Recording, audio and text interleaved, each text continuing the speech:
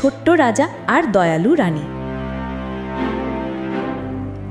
এক দেশে ছিল একটি ছোট্ট রাজ্য।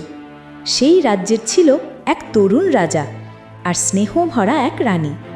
রাজা খুব সাহসী ছিল, সব সময় নতুন কিছু শিখতে চাইত। আর রানীর মন ছিল অতি দয়ালু। তিনি গরিব মানুষদের সাহায্য করতেন, অসুস্থ শিশুদের ওষুধ দিতেন আর সবার সাথে হাসি মুখে কথা বলতেন। একদিন রাজ্যের ওপর বড় বিপদ নেমে এলো। গভীর খরায় ফসল নষ্ট হয়ে গেল, নদীর জল শুকিয়ে গেল, মানুষ খাবার আর পানির কষ্টে পড়ল। রাজা প্রথমে দুঃখ পেলেন, কিন্তু রানী তাকে সাহস দিলেন, আমরা যদি সবাই মিলে চেষ্টা করি তবে এই কষ্টও কেটে যাবে।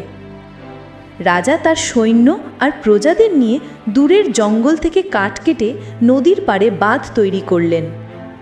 রানী শিশুদের নিয়ে বীজ রোপণ করলেন আর সবাই মিলে নতুন ফসল লাগালো। অনেক দিন কঠোর পরিশ্রমের পর রাজ্যে আবার সবুজ মাঠ ভরে উঠল। নদীতে জল বইতে শুরু করল। মানুষ খুশিতে রাজাকে বলল, আপনি আমাদের রক্ষক। আর রানীকে বলল, আপনি আমাদের মা।